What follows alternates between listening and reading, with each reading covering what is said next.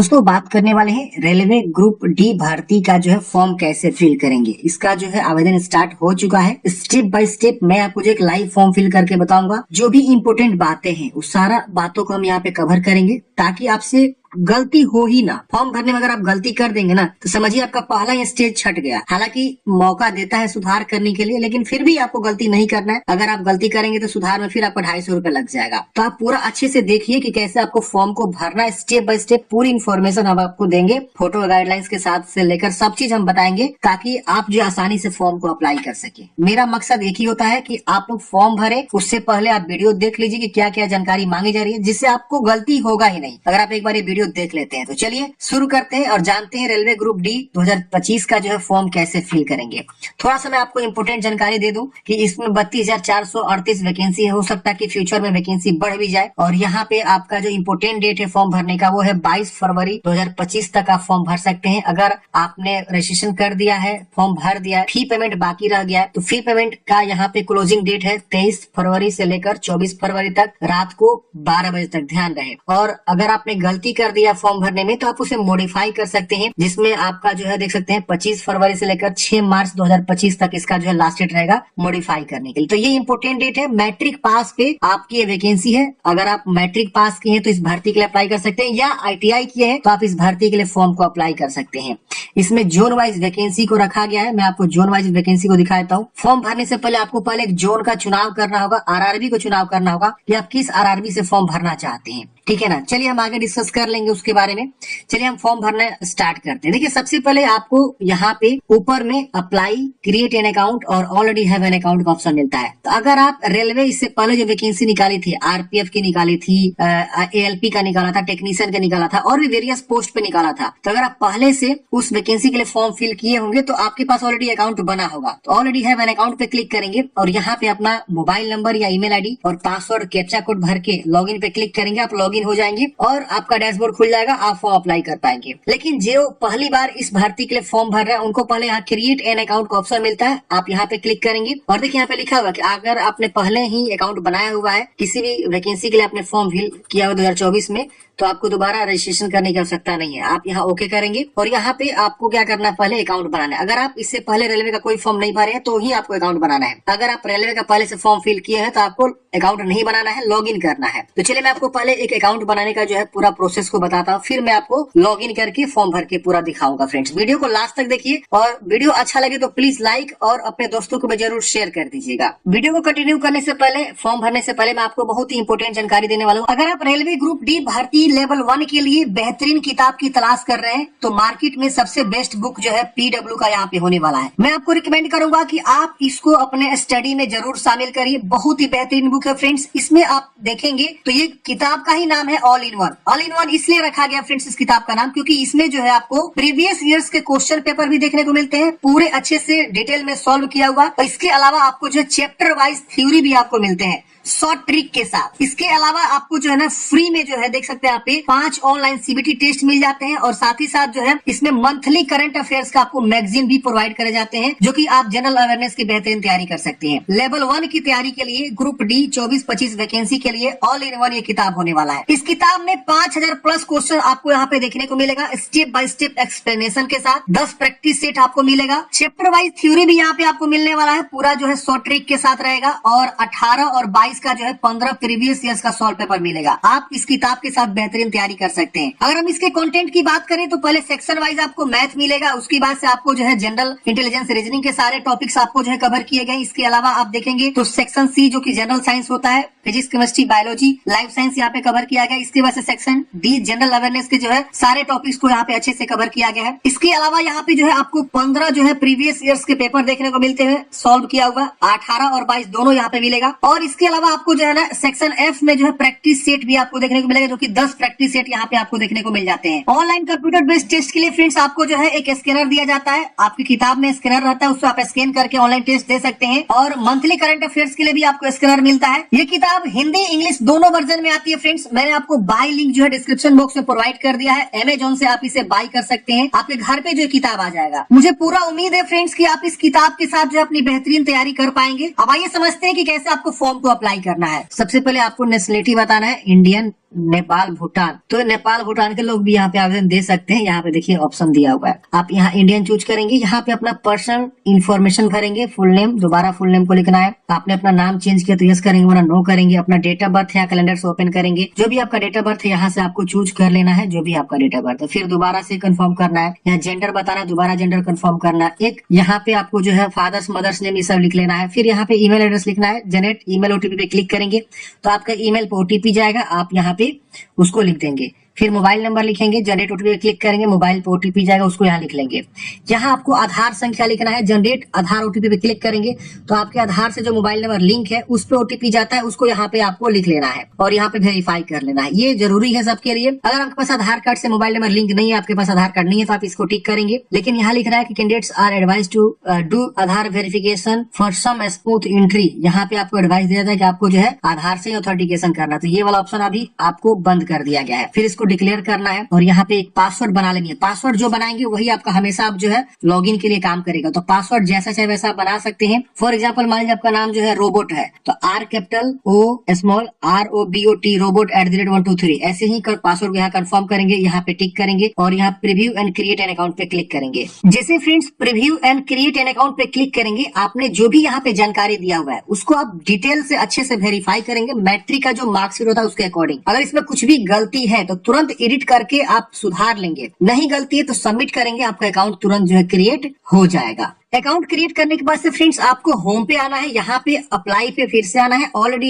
Have an account पे click करना है। आपका इस प्रकार से मोबाइल और यहाँ पे पासवर्ड मांगेगा और यहाँ पे आपको जो है आई एम नॉट रोबोट पे क्लिक करके लॉग इन कर लेना है। अच्छा, जो पुराने कैंडिडेट्स है वो अपना मान लीजिए अगर आईडी पासवर्ड भूल चुके हैं तो वो यहाँ फॉरगेट भी कर सकते हैं। देखिए यहाँ पे फॉरगेट पासवर्ड का ऑप्शन, इस पे क्लिक करेंगे, वो अपना जो है मोबाइल या ईमेल लिखेंगे, डेट ऑफ बर्थ चुनाव करेंगे, आई एम नॉट रोबोट पे क्लिक करेंगे, प्रोसीड करेंगे ना, तो उनका जो है ईमेल पे एक पासवर्ड चला जाता है। फिर ईमेल को चेक करेंगे, कभी स्पैम जंक वगैरह भी चेक कर लीजिए अगर ईमेल नहीं प्राप्त होता है तो। और उसके बाद से उनके पास एक ईमेल भेज दिया जाता है सिस्टम जनरेटेड, वही वाला अब ईमेल पासवर्ड वो यूज करेंगे, ठीक है ना। तो यहाँ पे आपको पासवर्ड जो है ईमेल पे फॉरगेट हो जाता है। चलिए हमारे पास एक यूजर आईडी पासवर्ड है, मतलब यहाँ पे हम एक लॉग इन कर लेते हैं। तो देखिए फ्रेंड्स, मैंने एक कैंडिडेट्स का यहाँ पे लॉग इन किया जो एक पुराने कैंडिडेट्स है, मतलब इन्होंने ऑलरेडी पहले से रेलवे का फॉर्म फिल किया हुआ, तो यहाँ पे इनका आधार वेरिफिकेशन आ रहा है। आपके साथ भी हो सकता है कि अगर आप पहली बार लॉग इन करेंगे बहुत दिन बाद तो यहाँ आधार वेरिफिकेशन का ऑप्शन आएगा, तो यहाँ पे आपको जनरेट आधार ओटीपी पे क्लिक कर देना है। जैसे आप इस पे क्लिक करेंगे, आपके आधार से जो मोबाइल नंबर लिंक है, देखिए इनका लास्ट का 4 अंक दिखा रहा है, इस पे ओटीपी चला जाएगा। आपको यहाँ ओटीपी को लिखना है, इसको डिक्लेयर करके वेरीफाई कर लेना, ये सबको करना जरूरी है, तो आप लोग इसको कर लीजिएगा। अब जिनके आधार कार्ड से मोबाइल नंबर लिंक नहीं है उनको किसी न किसी आधार सेंटर पे जाना होगा, आधार पहले लिंक करवाना होगा मोबाइल से, फिर यहाँ पे लॉग इन करके फॉर्म को अप्लाई करना होगा। बिना ये वेरिफिकेशन के आगे फॉर्म बढ़ेगा ही नहीं, तो ये आपको कर लेना है। आधार वेरीफाई करते हैं फ्रेंड्स इस प्रकार से, देखिए आधार वेरिफिकेशन सक्सेसफुली हो जाएगा। अब यहाँ पे आपने जो भी वैकेंसी का फॉर्म फिलअप किया हुआ, एप्लीकेशन हिस्ट्री शो करता है, यहाँ पे ऑनलाइन एप्लीकेशन का ऑप्शन शो करता है, तो आपको ऑनलाइन एप्लीकेशन पे क्लिक करना है। यहाँ पे देखेंगे तो जो वैकेंसी आपकी है लेवल 1 वाली, ये यहाँ पे शो हो रहा है और यहाँ पे आपका इंपोर्टेंट डेट भी आपको देखने को मिल रहा है। यहाँ पे एक और वैकेंसी चल रही है जो टीचर वाली वैकेंसी है, तो इसके लिए अप्लाई करना चाहते हैं तो मैंने अलग से वीडियो बनाया हुआ है, इसका जो है 6 फरवरी लास्ट डेट है। चलिए अब हम इसके लिए फॉर्म भरेंगे, तो सबसे पहले आपको RRB चूज करना है। तो मैंने फ्रेंड्स आपको स्टार्टिंग में ही बताया कि आपको RRB यहाँ पे सिलेक्ट करना होगा, तो पहले हम यहाँ पे RRB को क्या करेंगे, चुनाव करेंगे। अब कितने RRB में कहा कितनी वैकेंसी, इसको पहले आपको देखना होगा। जैसे हम यहाँ नेक्स्ट करेंगे तो यहाँ लिखा है पहले आपको RRB चूज करना होगा, तो हम यहाँ से RRB को क्या करेंगे फ्रेंड, चूज करेंगे, ठीक है ना। इस प्रकार से आएगा। अब यहाँ पे थोड़ा सा नहीं आ रहा है, मैं देख लेता हूँ क्या इशू आ रहा है। हम यहाँ RRB चूज करके नेक्स्ट करेंगे। अब RRB वाइज कैसे देखेंगे वैकेंसी को, देखिए नोटिफिकेशन आपको डाउनलोड करना होगा। नोटिफिकेशन के सबसे लास्ट पेज पे ही आपको RRB वाला जो है वैकेंसी डिटेल शो होता है। अब देखिए यहाँ पे आपको जो है पेज नंबर में बता देता हूँ, पेज नंबर आपको आ जा रहा है 51 से 52 से आपका वैकेंसी सबसे पहले मुंबई का शो करेगा। मुंबई में सबसे ज्यादा वैकेंसी और दिल्ली जो RRB है वहाँ पे। अब देखिए 4672 वैकेंसी जो कि मुंबई वेस्टर्न रेलवे में आपको दिखाया गया है। यहाँ पे किस पद पे कितनी वैकेंसी ये भी यहाँ पे आपको दिखाया गया है। ये आगे आपको ना पोस्ट प्रेफरेंस भी देना है। मान लीजिए आपने RRB मुंबई चूज कर लिया, अब मुंबई में 14 प्रकार की वैकेंसी है। अब जब आप आगे बढ़ेंगे ना फॉर्म भरने के समय फोटो वगैरह अपलोड करने के बाद, तो वहाँ आपसे पूछेगा कि आप पोस्ट प्रेफरेंस दीजिए, इसको पहला, इसको दूसरा, इसका तीसरा, इसका चौथा, किसको आप पहला दूसरा तीसरा ऐसे आपको देना होगा। तो वहाँ पे आपको आगे आगे चूज करने का ऑप्शन आएगा। अब यहाँ कैटेगरी वाइज भी आप देख सकते हैं, पहला किसको रखना है, दूसरा किसको रखना है, आपके कैटेगरी में कितना सीट है वो भी आप ध्यान में रखते हुए अपना जो है फॉर्म को अप्लाई करेंगे। तो यहाँ पे आपको जरूर जो है जोन देख लेना है फॉर्म भरने से पहले, आरआरबी किस आरआरबी से आप फॉर्म भरना चाहते हैं। जहां जहां वैकेंसी है वहां का आपको आरआरबी शो करेगा। तो हम यहाँ पे क्या करेंगे, आरआरबी को क्या करेंगे फ्रेंड्स, चुनाव करेंगे। एक बार मैं दोबारा यहाँ पे अप्लाई वाले ऑप्शन पे क्लिक करता हूँ फ्रेंड्स, क्यों नहीं, हाँ आ गया। देखिए तो यहाँ पे आपको जो है क्या करना है, अपना आरआरबी को चुनाव करना है। देखिए जब भी फॉर्म में कोई दिक्कत आती है ना तो आपको बिल्कुल रीस्टार्ट कर लेना है, लॉग आउट करके शुरू से कर लेना है। चलिए हम यहाँ पे चूज करते हैं, इसको डिक्लेयर करके नेक्स्ट करते हैं। जिसे फ्रेंड्स आप आरआरबी चूज करके नेक्स्ट करेंगे, यहाँ पे आपका प्रीवियस डाटा यहाँ पे फैच होगा। जो लोग पुराने कैंडिडेट्स हैं, जो लोग पहले कोई वैकेंसी का फॉर्म भरे उनका यहाँ डाटा फैच हो जाएगा। और यहाँ पे आपको क्लोज कर देना है। क्लोज करते हैं यहाँ पे आप देखेंगे तो आपका अकाउंट वेरीफाई लिखेगा। यहाँ पे आपको इतने सारे स्टेप को कंप्लीट करने हैं। अब यहाँ पे आपकी जानकारी जो ऑलरेडी फिलअप मिलेगी, जो आपने पुराने वैकेंसी के लिए आवेदन दिया था। अब यहाँ पे आपको नीचे आना है। यहाँ पे आप मैरिड है कि अनमैरिड है बताएंगे, अपना रिलीजन बताएंगे, मातृभाषा बताएंगे यहाँ पे। इसके बाद से आपका choice of language for examination, किस जो है भाषा में आप एग्जाम देना चाहते हैं। इतने सारे लैंग्वेज दिए गए हैं। जैसे मान लीजिए आप गुजराती चूज करेंगे ना तो इंग्लिश और गुजराती रहेगा। अगर आप इंग्लिश चूज करेंगे तो सारा का सारा क्वेश्चन इंग्लिश में रहेगा। अगर आप हिंदी चूज करते हैं तो इंग्लिश हिंदी दोनों रहेगा। ये विशेष ध्यान दीजिएगा। यहाँ एक आइडेंटिफिकेशन मार्क्स, बॉडी में पहचान क्या है ये आपको बतानी से, तिल का निशान, कांटा का निशान, जला का निशान जो भी है। यहाँ दूसरा आइडेंटिफिकेशन मार्क्स आपको बतानी है जो भी है। अगर नहीं है तो नो मार्क लिख सकते हैं। यहाँ पे अपना कैटेगरी बताना है। जैसे कि यहाँ आप देख सकते हैं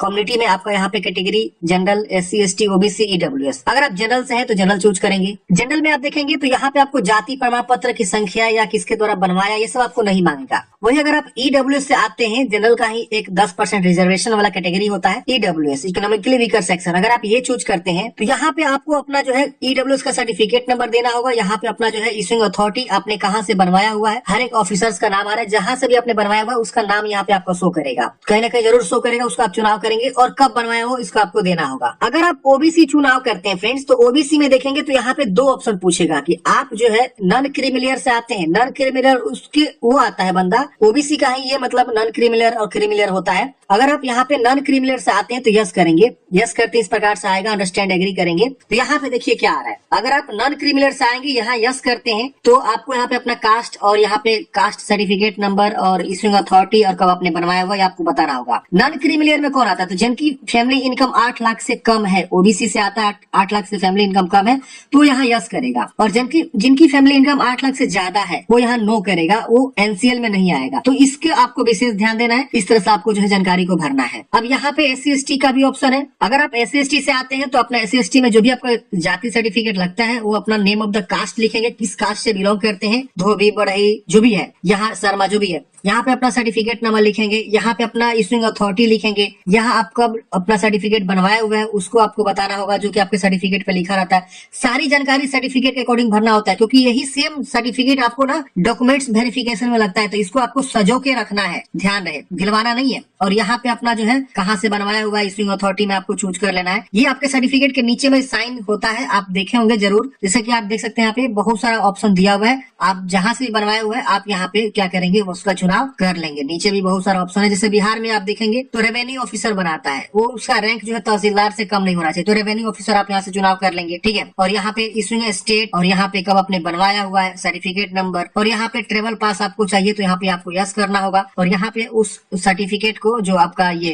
कास्ट सर्टिफिकेट है उसको आप यहाँ पे स्कैन करके उसको यहाँ अटैच करेंगे। 500 KB से कम PDF में होना चाहिए। यहाँ पे आप अपलोड पे क्लिक करेंगे, PDF चूज करेंगे और अपलोड हो जाएगा। PDF कैसे बनानी होती है मैंने कई बार आप लोगों को बता चुका हूँ। गूगल में जाएंगे, सर्च करेंगे JPEG to PDF, बहुत सारा वेबसाइट मिलेगा। आप किसी वेबसाइट का यूज करके अपना जो है डॉक्यूमेंट्स को PDF में बना सकती हैं। तो ऐसे अपना SC ST और जनरल OBC को यहाँ पे चुनाव करना। ये विशेष ध्यान देना, यहाँ पे आपको रिजर्वेशन ही जो है यहाँ पे आपको मिलता है, तो इसको सही से भरना है, गलती नहीं करना है। और जो भी यहाँ पे सर्टिफिकेट देंगे उसको अच्छे से रखेंगे संभाल के लास्ट वैकेंसी तक, मतलब लास्ट सिलेक्शन तक। अब आपको फ्रेंड्स नीचे आना होता है, यहाँ पे अपना जो है प्रेजेंट एड्रेस लिखना होता है, यहाँ पे आपको परमानेंट एड्रेस लिखना होता है। जो भी आपका एड्रेस है यहाँ पहले अपना जो है राज्य, फिर यहाँ डिस्ट्रिक्ट, फिर यहाँ पे प्रॉपर एड्रेस लिखेंगे। इसमें आपको विलेज, पोस्ट, थाना सब चीज अच्छे से लिख दीजिएगा। यहाँ पे नियरेस्ट सिटी या मेजर टाउन क्या है, पिन कोड क्या है, ये आपको अच्छे से बेहतरीन तरीके से लिखना है। यहाँ पे अपना परमानेंट एड्रेस को लिखना है, जो भी आपका परमानेंट डिटेल्स से अच्छे से क्या करेंगे यहाँ पे बताएंगे। अगर सेम है तो इसको टिक करेंगे, इधर वाला सेम सेम इधर कॉपी हो जाएगा, अलग है तो अलग अलग लिख सकते हैं। इसकी वजह से इसको सेव करके नेक्स्ट वाले ऑप्शन पे क्लिक करेंगे। सेव एंड नेक्स्ट करते हैं फ्रेंड्स, डाटा सेव हो जाएगा। अगले स्टेप में अब आपको यहाँ पे जो है कुछ जानकारी पूछेगा, जैसे एक्स सर्विसमैन है तो आप यहाँ पे यस करेंगे और अपना जो है एक्स सर्विसमैन के बारे में बताएंगे, रैंक बताएंगे,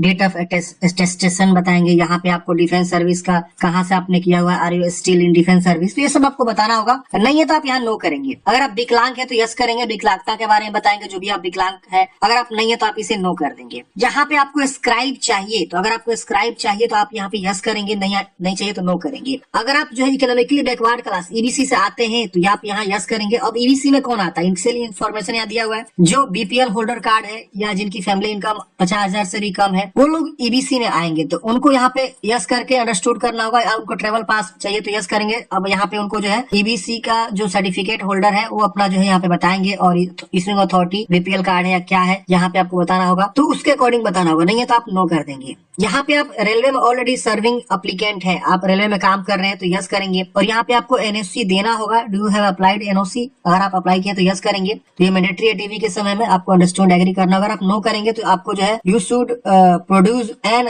NOC from the controlling officer on the date of DV. अच्छा, आप नो भी कर सकते हैं। अगर आप पहले से आपके पास मतलब एनओसी बनवा लिए तो यस करके आप आगे बढ़ेंगे और कैटेगरी बताएंगे, ग्रुप सी या कहाँ पे आप काम कर रहे हैं, किस प्रकार के पोस्ट पे, प्लेस ऑफ वर्किंग क्या है, जोन क्या है, किस जोन में काम कर रहे हैं। अगर आप मतलब यहाँ पे बता देंगे। अगर आप नहीं है प्रेजेंट में कहीं काम कर रहे हैं तो आप यहाँ नो कर देंगे, रेलवे आप जो है सर्विस नहीं कर रहे हैं तो। यहाँ पे एम्प्लॉयमेंट डिटेल्स पूछ रहा है, अगर आप कहीं काम कर रहे हैं जैसे कि central government, state government, PSU, या नॉट अप्लीकेबल, तो अगर आप काम कर रहे हैं तो बताएंगे, नहीं तो नॉट अप्लीकेबल चूज करेंगे। अब यहाँ पे आपको जो है ना अप्रेंटिसशिप के बारे में पूछ रहा है, तो अगर आपने जो है नेशनल अप्रेंटिसशिप सर्टिफिकेट आपके पास है तो यस करेंगे और उसकी जानकारी बताएंगे कि स्टेट पे आपने अप्रेंटिसशिप किया हुआ है, कब से कब तक आपने किया हुआ है, ड्यूरेशन यहाँ आ जाएगा, सर्टिफिकेट नंबर और सर्टिफिकेट डेट, कितना में कितना मार्क्स आपको मिला हुआ है, वो सब आपको बताना होगा। तो अगर आप एनएससी किए हुए हैं बाय एनसीवीटी से तो यस करेंगे, वरना नो कर देंगे। फिर यहाँ पे आपको नीचे में फी रिफंड के लिए अपना जो है अकाउंट डिटेल्स भर देना होगा, जैसे अपना नाम भरेंगे, यहाँ पे एफएससी कोड लेके कंफर्म करेंगे तो आपका यहाँ पे बैंक का ब्रांच नेम वगैरह सब चीज आ जाएगा। तो ये अकाउंट डिटेल्स भर लीजिएगा, अपना ही नाम से होना चाहिए, ध्यान रखिएगा। फिर यहाँ सेव करके नेक्स्ट करेंगे। जैसे फ्रेंड्स आप यहाँ पे जो है नेक्स्ट करेंगे, अब आपको एजुकेशनल क्वालिफिकेशन वाली जानकारी को भरना होगा। अब यहाँ पे देख सकते हैं फ्रेंड्स, आपके पास पहले से मैट्रिक की जानकारी ऐड मिलेगा तो आप यहाँ पे इसमें एडिट कर सकते हैं, इसे डिलीट करके फ्रेश यहाँ पे ऐड कर सकते हैं। तो अगर आप एडिट करना चाहते हैं एडिट कर सकते हैं यहाँ पे, और उसको जो अपडेट कर सकते हैं। अगर आप यहाँ डिलीट करना चाहते हैं डिलीट करके भी फ्रेश भी आप यहाँ पे अपडेट कर सकते हैं। तो अगर आप मैट्रिक तक पढ़े हैं तो मैट्रिक की जानकारी, अगर आप जो है यहाँ पे और भी क्वालिफिकेशन जैसे कि आईटीआई है तो आईटीआई भी आप यहाँ पे उसकी जानकारी दे सकते हैं, ट्रेड वगैरह, किस राज्य से पढ़ाई किया है, अगर उसके वजह से district, name of institute, passing year, और एनसीवीटी है कि एससीवीटी है, फिर आपका सर्टिफिकेट क्या है इसको आपको बताना होगा, नेशनल ट्रेड सर्टिफिकेट है, स्टेट ट्रेड ट्रस्ट सर्टिफिकेट है, इसको आपको बता के ऐड करना होगा। तो जो कैंडिडेट्स आईटीआई किए हैं वो जरूर यहाँ आईटीआई की जानकारी भरिए, और जो लोग अगर मान लीजिए एनएससी किए हैं, नेशनल अप्रेंटिसशिप सर्टिफिकेट, तो अपना एनएससी भी जरूर ऐड करेंगे। उनको क्या होगा ना कि आगे चल के जो है बेनिफिट्स मिलता है, जब भी मेरिट तैयार होगा ना तो एनएससी वालों को, आईटीआई वालों को कुछ ना कुछ जरूर जो है एक्स्ट्रा बेनिफिट मिल सकता है। एनएससी को तो 100% मिलता है, लेकिन आईटीआई के बारे में मैं उतना श्योर नहीं हूँ कि मिलता है, लेकिन एनएससी जो नेशनल अप्रेंटिसशिप सर्टिफिकेट लिया रहता है ट्रेनिंग अप्रेंटिसशिप का, उनको जरूर मिलता है यहाँ पे कुछ ना कुछ एक्स्ट्रा बोनस मार्क्स, ठीक है। तो वो जरूर यहाँ पे जानकारी को देंगे और यहाँ ऐड कर देंगे। तो ऐसे करके फ्रेंड्स आपको क्वालिफिकेशन को ऐड कर लेना है, और उसके बाद यहाँ पे आपको क्या करना है फ्रेंड्स, नेक्स्ट वाले ऑप्शन पे क्लिक करना है। तो क्वालिफिकेशन इजिली आप लोग अपलोड कर लीजिएगा, मुझे लगता है कि कोई भी आपको दिक्कत होगा। और जो लोग बिल्कुल फ्रेश फॉर्म भर रहे हैं तो उनको यहाँ पे सर्टिफिकेट, सीरियल नंबर और यहाँ पे स्टेट, डिस्ट्रिक्ट, ये सब आपको बताना होगा, किस कॉलेज यूनिवर्सिटी से आपने पढ़ाई किया वो सब बताना होगा, डेट ऑफ पासिंग बताना होगा, परसेंटेज यहाँ पे देखिए एनए आ रहा है, तो इससे कोई दिक्कत नहीं है, आप यहाँ पे नेक्स्ट कर लेंगे। सेव नेक्स्ट करते हैं फ्रेंड्स। अगले स्टेप में अब आपको यहाँ पे जो है फोटोग्राफ अपलोड करना है और यहाँ पे सिग्नेचर अपलोड करना है। फोटोग्राफ यहाँ पे आप देखेंगे तो यहाँ पे सैंपल दिया हुआ है कि किस प्रकार का फोटो आपका एक्सेप्ट करा जाएगा। तो यहाँ पे देखिए इस तरह का फोटोग्राफ जो है रिजेक्ट हो जाएंगे अगर आप इस तरह का फोटो अपलोड करते हैं। जैसे कि यहाँ पे देखिए ऊपर से बाल कट गया है, यहाँ पे देखिए साइड में कान कट गया है, यहाँ चश्मा लगा लिए हैं, मुंह पे आपका बाल आ गया है, देख रहे ना, ऐसे आपका पीछे में बहुत सारा ऐसे जो है बैकग्राउंड है, इस तरह से ब्लर हो गया है, चश्मा ऊपर आपने पहना हुआ हीरो स्टाइल में, ये टोपी पहना हुआ हीरो स्टाइल में, तो इस तरह का नहीं होना चाहिए। बिल्कुल साफ सुथरा सादा होना चाहिए, आपका चेहरा क्लियर देखना चाहिए, बिल्कुल सही से फोटो आपको अपलोड करना है, ये जो गाइडलाइंस है इसके अकॉर्डिंग। चलिए यहाँ पे अब आप देखेंगे तो यहाँ पे भी गाइडलाइंस बताएगा, जेपीजी फॉर्मेट होना चाहिए, 50 से 100 KB के बीच होना चाहिए, ये सब आपको ध्यान में रखना हुआ है, ये सब आपको स्पेसिफिकेशन जो दिया गया है। इसी तरह से सिग्नेचर का भी दिया गया है, यहाँ पे आपको जो है विड्थ और हाइट भी डिसाइड किया गया है 140 बाई 160 पिक्सल का, यहाँ भाई 320 बाई 240 पिक्सल का, और यहाँ पे आपको साइज, फाइल साइज वगैरह भी दिया हुआ है। तो इसी फाइल साइज में क्या करेंगे, आप जो अपना फोटो को, सिग्नेचर को चूज करेंगे और यहाँ सेव करके उसके बाद से नेक्स्ट करेंगे। तो चलिए हम यहाँ पे फोटो को क्या करते हैं, चूज कर लेते हैं। तो फ्रेंड्स हमने यहाँ पे फोटो सिग्नेचर को अपलोड कर लिया है। यहाँ पे आप देख सकते हैं इस प्रकार से आपको अपलोड करने के बाद से सेव कर लेना है। सेव करने के बाद से फ्रेंड्स यहाँ पे आपको नेक्स्ट करना है। अब नेक्स्ट करते हैं फ्रेंड्स, यहाँ पे आप देखेंगे तो आपका आरआरबी यहाँ सिलेक्टेड दिखा रहा है कि आपने कौन सा आरआरबी यहाँ पे चुनाव किया हुआ है। अब इस आरआरबी में जितनी वैकेंसीज है वो सारी वैकेंसीज यहाँ पे आपका शो करेगा। अब आपको यहाँ पे ना ऑर्डर का प्रेफरेंस देना है कि आप किसके लिए प्रेफरेंस पहले रखना चाहते हैं, दूसरा पोस्ट किसके के लिए, तीसरा किसके लिए, चौथा किसके लिए। तो जोन तो आपने चूज कर लिया, लेकिन उस जोन में जो 14 प्रकार की वैकेंसी है उसमें पहला, दूसरा, तीसरा, चौथा किसको रखना चाहते हैं। तो आप अपने अकॉर्डिंग सही से यहाँ पे देख लीजिए और देखने के बाद से आप क्या करेंगे, उसको आप यहाँ पे चुनाव करेंगे। आप चाहे तो अपना कैटेगरी में, जैसे मान लिया हमने यहाँ पे सिकंदराबाद चूज किया है, तो सिकंदराबाद में मेरे कैटेगरी में जो है कितनी सीटें हैं उसको भी ध्यान में रखेंगे। कौन सा बेहतरीन पोस्ट होता है इसका भी ध्यान रखेंगे, क्योंकि यहाँ पे एसएनटी वाला बेस्ट पोस्ट माना जाता है, सिग्नल एंड टेलीकम्युनिकेशन वाला में। इसकी वजह से लोकोसेड का यहाँ डीजल वाला है, लोकोसेड इलेक्ट्रिकल डिपार्टमेंट है, इसकी वजह से यहाँ डिपार्टमेंट भी लिखा हुआ दिख रहा है ना, यहाँ पे देख रहा है ना। तो ये डिपार्टमेंट भी आपको चूज कर लेना है। असिस्टेंट पी वे यहाँ पे सर्च करना है कि ये किस प्रकार का पोस्ट है, काम क्या करना होता है। असिस्टेंट टीआरडी का काम क्या होता है, पोस्टमैन बी का काम क्या होता है, ट्रैक मेंटेनर ग्रेड 4 का यहाँ पे क्या काम होता है, जो इंजीनियरिंग डिपार्टमेंट का है। तो आपको ध्यान देना है और समझना है, उसके अकॉर्डिंग जो है यहाँ पे प्रेफरेंस करना है। ये नहीं कि कुछ भी आप जो है पहले चूज कर लीजिए, अब पता चला कि अच्छा पोस्ट आपने पहले चुनाव किया नहीं, और जो खराब टाइप का पोस्ट होता है जिसमें ज्यादा वर्कलोड होता है या ज्यादा प्रेशर होता है उसका आपने पहले चुनाव कर लिया, तो जॉब लगने के बाद भी एक वो अलग बोझ बन जाता है, समझ रहे ना। तो ये भी ध्यान रखना है आपको कि आपको अच्छा डिपार्टमेंट चुनाव हो, अच्छा कम लोड वाला जो है चुनाव हो, पहला, दूसरा, तीसरा। खैर वो तो जो मिलेगा आपके भाग में होगा, वो आपकी जब आपकी रिक्रूटमेंट होगी, जो आपके रिटन एग्जाम देंगे उसके आधार पे ही होगा। लेकिन बेहतरीन से बेहतरीन, क्या पता आपका नंबर आ जाए, तो आपको बेहतरीन पोस्ट मिलना चाहिए था, आप एलिजिबल होते भी नहीं मिल पाया। तो ये कहीं ना कहीं पोस्ट प्रेफरेंस भी आपको ध्यान में रखना है, और उसके अकॉर्डिंग यहाँ पे पहला, दूसरा, तीसरा, प्लस पे क्लिक करेंगे, सीधे वो आ जाएगा। देख रहे हैं यहाँ पे, आप यहाँ से अगर माने गलती चूज कर लेते हैं, यहाँ से हटा भी सकते हैं, ऐसे हटा सकते हैं। तो आपको ध्यान में रखना है और यहाँ पे पोस्ट प्रेफरेंस का आपको सही से चुनाव कर लेना है। आप चुनाव करने के बाद से आप इसे क्या करेंगे, यहाँ पे डिक्लेयर करेंगे, यहाँ पे डिक्लेयर करेंगे, और सबका चुनाव करना है ऐसे करके, ठीक है ना। पहला, दूसरा, तीसरा जो भी आप यहाँ पे प्रेफरेंस देना चाहते हैं, फिर यहाँ डिक्लेयर करना है, और डिक्लेयर करने के बाद से यहाँ डिक्लेयर करना है, यहाँ पे अपना गांव का नाम लिख दीजिएगा या शहर का नाम लिख सकते हैं, और यहाँ सेव करके प्रीव्यू वाले एप्लीकेशन पे आपको क्लिक करना है। प्रीव्यू करते हैं फ्रेंड्स, यहाँ पे आपका सारा जानकारी आ जाता है। एक बार आप अच्छे से सारी जानकारी को वेरीफाई करेंगे कि हाँ आपने सारा जानकारी जो है सही फिलअप किया हुआ है। इसमें कुछ भी अगर आपको गलती लग रहा है ना, तो फ्रेंड्स आप यहाँ एडिट का बटन है, आप एडिट बटन पे दबा के एडिट कर लीजिएगा, बैक जाके। अगर आपको कहीं गलती नहीं रहा है तो इसको आपको टिक करना है और यहाँ पे फॉर्म को आपको सबमिट करना है, ठीक है ना। I have recheck the above details and found correct, ये टिक कर लेना है और सबमिट कर देना है। सबमिट करते ही यहाँ पे पूछेगा कि क्या आप श्योर है, आप सबमिट करना चाहते हैं, आप यहाँ पे सबमिट करेंगे। अब आपका फॉर्म सबमिट हो जाएगा। यहाँ पे आपको पेमेंट जमा करने का ऑप्शन मिलेगा, जहाँ पे पे विथ SBI ई पे का ऑप्शन मिलता है, आप इस पे क्लिक करेंगे।